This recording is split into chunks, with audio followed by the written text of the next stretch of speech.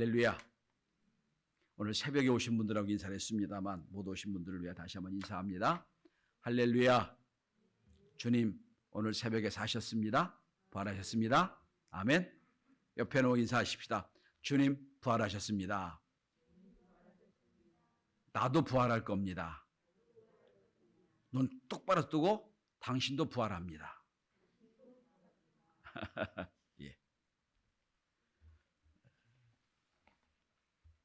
1967년 6월 30일 미국의 청소년 유망 수영선수였던 조니 에릭슨이 수영 연습을 했습니다. 피사크만이라고 하는 데 가서 다이빙 연습을 하다가 그만 잘못해서 바위에 떨어졌습니다. 그로 인해 목 아래 전신이 마비되는 사건을 당했습니다.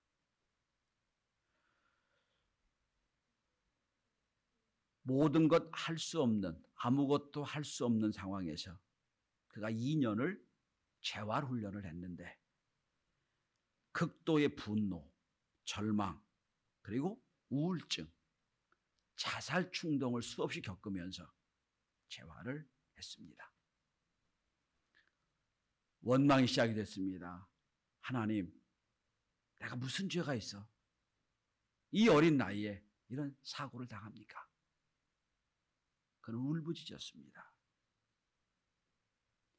그러다 하나님 말씀을 대면하고 그는 새로운 인생을 살게 됩니다. 어느 날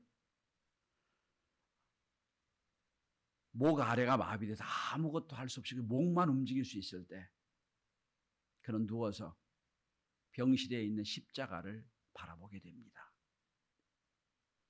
그런데 날마다 보는 십자가가 아니라 그 시간 그의 눈에 다른 모습의 십자가가 발견이 됩니다.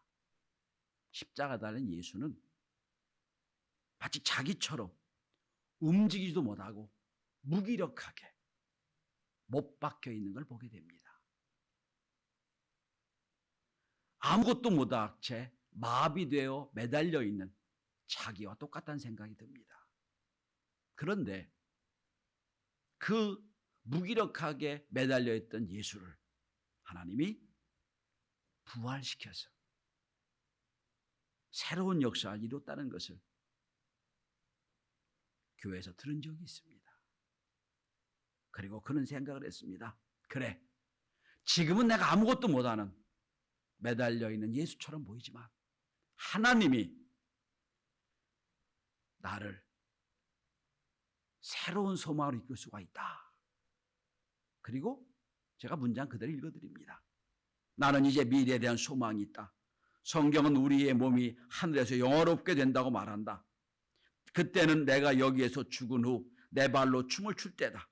손가락은 오그라들고 구부러지고 근육은 쇠약해지고 무릎은 비틀리고 어깨 아래는 아무런 감각이 없는 내가 언젠가는 가볍고 밝으며 강력하고 눈부신 의로 옷 입고 새로운 몸을 가지게 될 거다.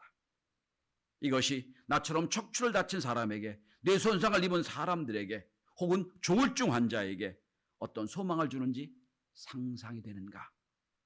나는 어떤 종교나 철학도 새로운 몸과 정신을 약속하지 않았다고 본다. 오직 그리스도 부활의 복음 안에서만 상처받은 사람이 이처럼 놀라운 소망을 발견할 수 있다고 믿는다. 부활의 소망을 갖게 된 거예요. 그는 2년간 재활하는 중에 입으로 그림을 그리는 구족을 배웁니다. 그리고 그림을 그려 자기와 똑같은 환자에게 위로를 주기 시작합니다. 이렇게 말합니다. 당신이나 나나 지금은 아무것도 할 수 없지만은 부활하면 온전한 몸으로 새로워질 거다. 그때를 위해서 우리가 준비하자라고 얘기합니다. 2005년 조니는 미국 국무부의 장애 자문위원회 위원이 됩니다. 그리고 40권의 책을 쓰고 많은 사람에게 위로를 하고 격려하는 연설가가 됩니다.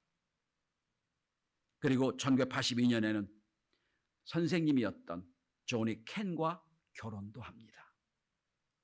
그리고 새로운 역사가 써내려갑니다. 존 스토트 목사님이 쓴 비교할 수 없는 그리스도란 책에 나오는 실화입니다. 지금도 여러분 인터넷 들어가셔서 존 에릭슨이 치면 이 사람의 모든 과거가 다 나와 있습니다. 부활절은 매년 봄에 찾아옵니다. 한겨울 모든 것이 죽어버리고 그리고 끝날 것처럼 보였던 때인데 봄이 되면, 부활이 되면 새로운 것이 솟아나고 새봄의 역사, 생명의 역사가 있게 됩니다. 그래서 부활주일은 매 모든 봄에 한복판에 있습니다. 저는 오늘 본문을 통하여 부활절의 의미가 무엇인지를 다시 한번 생각하며 은혜를 나누고자 합니다. 오늘 본문은 사도 바울이 고린도 교회에게 보냈던 15장 전체는 부활장입니다. 부활에 대한 대서사시가 고린도서 15장입니다. 전체가 다 부활의 얘기입니다. 고린도 교회를 향하여 부활의 역사를 증명하는 것이 사도 바울의 고린도 15장입니다. 저는 이 15장 전체를 통하여, 특별히 오늘 본문을 통하여 죽음에서 이긴 부활의 의미가 무엇인지를 한번 생각하며 은혜를 나누고자 합니다. 첫째로 부활은 죽음을 이긴 승리의 사건입니다. 55절을 보십시오. 사망아 너희 승리가 어디 있느냐? 사망에 승리했다고 여겨지는 사망을 향하여 질문을 던집니다. 사망아 네 승리가 어디 있느냐? 이 땅의 모든 존재는 죽음을 피할 수가 없습니다. 인간도 마찬가지입니다. 죽음 아무도 피할 수가 없어요. 죽음을 믿지 못하는 사람들은 죽음 앞에 벌벌 떱니다. 죽음이 끝인 줄 생각하니까. 그런데 예수의 부활로 이 죽음의 공식이 깨졌습니다. 죽어 끝나는 게 아니라 죽어 부활로 옮겨지는 겁니다. 이러니 뭡니까? 부활은 죽음을 이긴 사건이에요. 하나님께서 에덴 동산을 창조하시고 아담과 하와를 만드실 때는 죽음이 없었어요. 우린 영원히 하나님과 함께 사는 존재였습니다. 근데 말씀을 어기고 선악과를 따먹고 나서 그 다음부터 범죄의 결과 죽음이 인간에게 들어온 거예요. 죽음은 죄의 결과예요. 원래 죽음이 계획된 게 아니에요. 그래서 죽음은 누구에나 지금 주어진 숙제입니다. 죄성을 가진 인간이니까 아무도 이걸 피할 수가 없어요. 그래서 죽음은 어렵고 힘든 일이 됩니다. 영성과 헨리 나운에는 말합니다. 죽음은 실로 매일매일의 삶의 실체다. 중세시대 영성가들은 우리가 밤에 잠자는 걸 죽는다고 표현했어요. 매일 죽는 거예요. 죽음을 경험하는 거예요. 매 순간 매일 죽음을 경험하다가 진짜로 죽어서 영원히 영면하게 될 때 우리는 부활하게 되는 거예요. 그래서 여러분 우리가 죽는다는 표현을 영면한다는 표현을 쓰죠. 그죠? 영원히 잔다 그런 뜻이에요. 자, 히브리서 9장 27절에 이렇게 말씀합니다. 한 번 죽는 것은 사람에게 정하신 것이요 라고 했습니다. 죽음의 죄의 결과 한 번 인간은 다 죽는다는 거예요. 그래서 아담 이후에 인류의 최고의 적은 죽음입니다. 죽음을 피하려고 별별 방법을 다 했습니다. 우리가 아는 진시황은 한국까지 내려와서 불로초를 찾으려고 애를 썼던, 그러나 그도 죽었습니다. 젊은 나이에 30살도 안 된 나이에 세상을 떠났던 알렉산더 대왕은 밤에 울었답니다. 왜 울었냐? 더 이상 정복할 땅이 없다고 울었다는 거예요. 그 위대한 알렉산더 대왕도 죽어 없어졌습니다. 그래서 여러분, 인간에게 죽음은 피할 방법이 없어요. 결혼식을 막 끝낸 부부도 죽고요. 태어난 지 얼마 안 된 아이도 죽고요. 3대 독자도 죽고요. 죽음은 피할 방법이 없어요. 어떤 분은 죽음이 두려우니까 몸이 약하고 몸이 병드는 불구하고 병원에 안 가더라고요. 왜 안 가냐 물었더니 혹시 가서 내가 중병이라고 선고되면 어떡하냐고. 아이고 그런다고 중병이 없어지는 것도 아니잖아요. 그만큼 죽음이 두려운 거예요. 여러분, 예수 믿는 사람도 죽음이 두려워요. 그렇죠? 왜 두렵습니까? 죽음이 어떻게 될지 몰라 두려운 게 아니라 아프니까 두려운 거예요. 생로병사거든요. 근데 죽음 이전엔 많이 아파요. 아파 안 죽는다면 그건 복이죠. 자, 그런데 오늘 예수님이 부활하심으로 이렇게 말씀합니다. 사망아 네가 어디 있느냐? 네 세력이 뭐냐?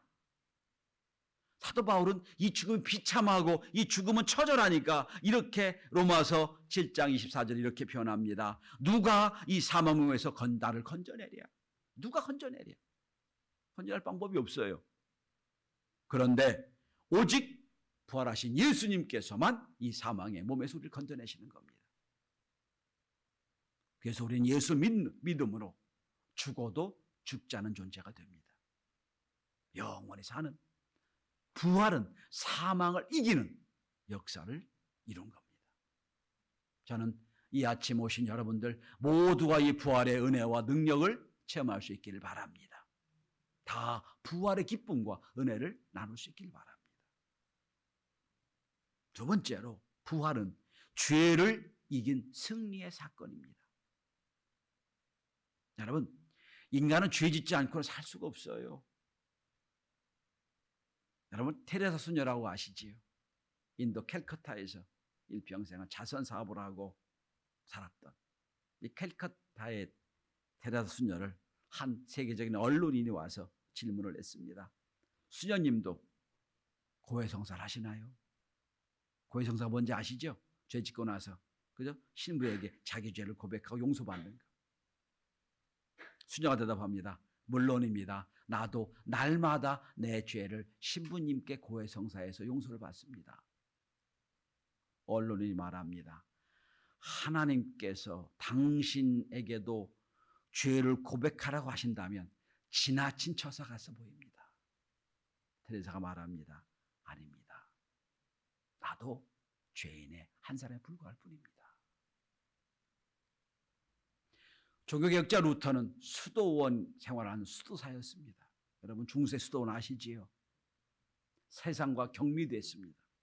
담을 치고 그 수도원에 있는 농토에서 농작물을 지어서 먹고 아니면 밖에서 많은 사람들이 지원해 주는 걸 갖고 수도사는 뭐 하는 거예요? 일평생 기도하고 찬송하고 노동하고 그러고 거룩하게 사는 거예요. 여러분. 그러니 뭐 세상 사람과 어울리는 것도 아니고 경쟁하는 것도 아니고 돈 버는 것도 아니고 그 울타리에 사는 게 무슨 죄를 짓겠어요, 여러분? 죄를 지어도 우리가 생각하는 죄가 전혀 아니지요. 근데 이 루터에게는 날마다 마음에 생기는 죄를 감당할 수가 없어요. 그러니까 매일 가서 신부를 찾아가서 고해성사를 합니다. 하루도 몇 번씩 가서 고해를 성사합니다. 아이고 하나님, 제가 이런 마음의 죄를 졌습니다. 나중에 그랬답니다. 고해성사를 받는 신부가 형제여 죄를 모았다 가져오시길 바랍니다. 그랬답니다. 여러분, 내 속에서 나오는 생각의 죄는 내가 막을 방법이 없잖아요. 죄성이 갖고 있는 거니까. 기독교의 대부분의 진리를 모아 정리한 사도 바울도 이 죄 문제를 이렇게 호소합니다. 누가 이 사망의 몸에서 누가 이 죄를 해결할꼬? 이렇게 인간의 죄는 우리 인생을 옥죄입니다. 억압합니다. 대다수의 상담 심리학자들이나 정신과 의사들은 인간의 죄가 신경을 약하게 하고 인간의 죄가 정신의 문제를 일으킨다고 증언합니다. 해결되지 않던 저 인생 깊이에 있던 죄 문제가 그것 때문에 많은 문제를 생기게 한다고 하는 거예요. 그래서 정신과 의사들은 우리 보고 예수 믿으라고 교회 나가라고 그럽니다. 종교 생활하라고 그래요. 왜 그런 줄 아세요? 내 속에 있는 여러 가지 문제들을 해결할 방법이 종교밖에 없으니까. 그러므로 여러분, 정신병리적으로도 우리가 날마다 우리 죄를 회개하는 것이 우리 정신에 참 유익합니다. 그럼 막 모아가지고 저 깊이 묻어둔다고 없어지는 게 아니에요, 여러분. 그런데 우리가 지난 한 주간 동안 새벽마다 그리고 금요일 저녁에 우리가 모여 성금요일 말씀을 함께 나눈 것처럼 십자가에서 예수님은 죄의 모든 대가를 다 지불하셨습니다. 완전히 끝내셨습니다. 더 이상 사탄은 우리에게 죄를 물을 방법이 없어요. 다 해결했어요. 로마서 8장 34절 여러분 한번 펴보시기 바랍니다. 로마서 8장 34절. 제가 오늘 여러분 기원했던 본문이에요. 자, 우리 함께 같이 읽어볼까요? 부활하셔서 우리에게 죄의 모든 걸 해결하실 하나님의 은혜를 이렇게 로마서 8장 34절 사도 바울은 이렇게 선언합니다. 시작. 누가 정죄하리요? 죽으실 뿐 아니라 다시 살아나시는 그리스도 예수시니 그는 하나님 우편에 계신 자요 우리를 위하여 간구하시는 자시니라. 본문을 다시 한번 보세요. 그는 죽으실 뿐 아니라 십자가지요? 다음에 뭡니까? 살아나셨어요. 부활하셨어요. 그리고 또 보세요. 그는 어디 계세요? 하나님 우편에 계신 자죠. 부활 승리하신 분이라. 죽으실 뿐 아니라 살아나셨고 지금도 하나님 우편에 계셔서 그분이 뭐 하시고 계세요? 우리를 위하여 간구하신다고 되어 있어요, 여러분. 지금도 우리 인생을 위해서 하나님께 간구하시는 분이세요. 하나님 도와주셔야 됩니다. 해결해 주셔야 됩니다. 문제를 풀어주셔야 됩니다. 라고 우리를 위해 간구하신 그분. 부활은 죄를 이긴 승리의 사건입니다. 그래서 성도들에게 샬롬의 은혜와 평강이 오는 것은 죄 문제 해결됐기 때문이에요. 그래서 마음에 평강이 오는 거예요. 왜냐하면 여러분 세상은 죽여봐야 우리 목숨밖에 못 죽이잖아요. 응? 세상에 별별 억압을 하고 별별 난리를 피우고 별별 문제를 가져도 우리 목숨 죽이는 거 더 이상 할 수가 없어요, 여러분. 우리 영혼은 건드릴 수가 없잖아요. 육체밖에 못 건드리잖아요. 그래서 부활의 은혜를 받은 사람들이 사도행전에 보면 순교할 수 있는 거예요. 왜? 죽여봐야 우리 목숨밖에 못 죽이잖아요. 자, 마지막입니다. 오늘 본문을 여러분 39절의 말씀을 여러분 드리고자 합니다. 그러므로 내 사랑하는 형제들아, 부활을 믿는 성도들은 영원한 승리자가 되는 겁니다.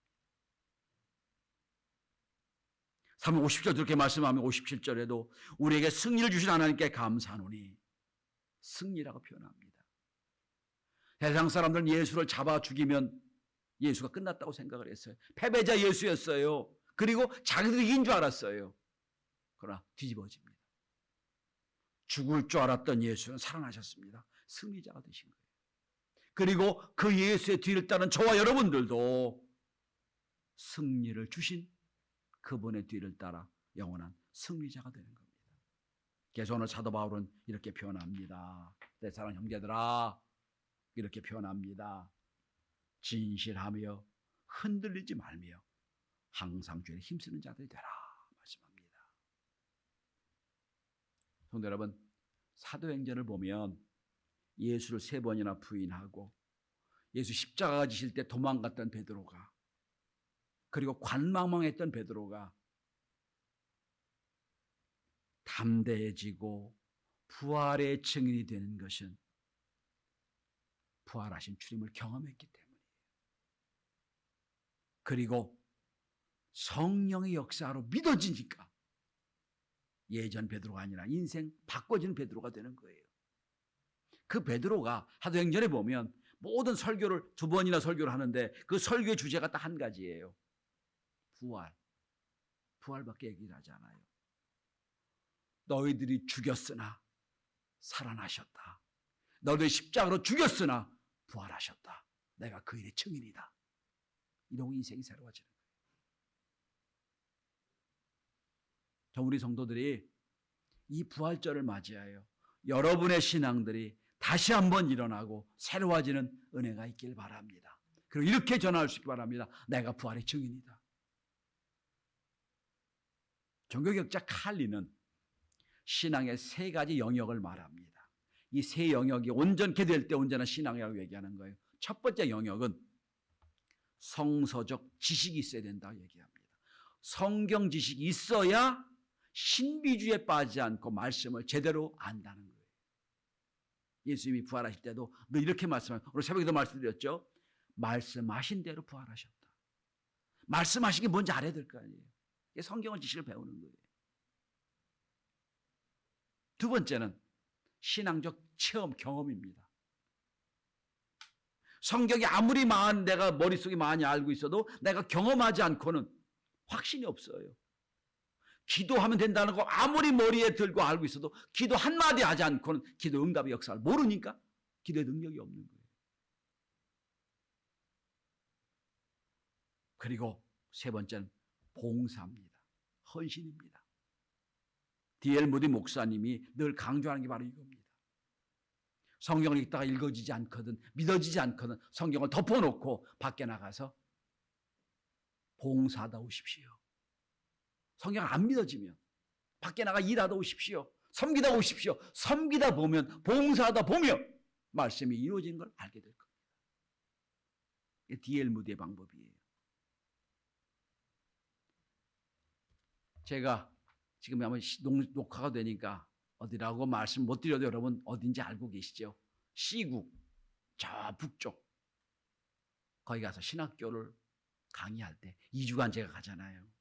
제가 한 번 갈 때마다 아주 저하고 러닝메이트가 될 한 분을 제가 꼭 모시고 가요. 그 중에 유청한 목사 모시고 간 적이 있었고요. 몇 명 모시고 갔어요. 갈 때는요.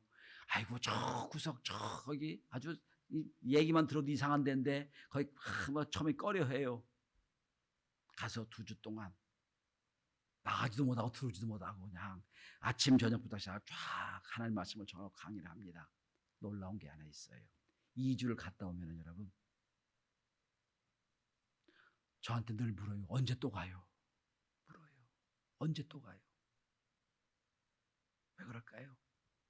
섬기다 보니까 거기서 놀라운 역사가 일어나는 거 보니까 이건 다른 데 기쁨과 다른 거예요.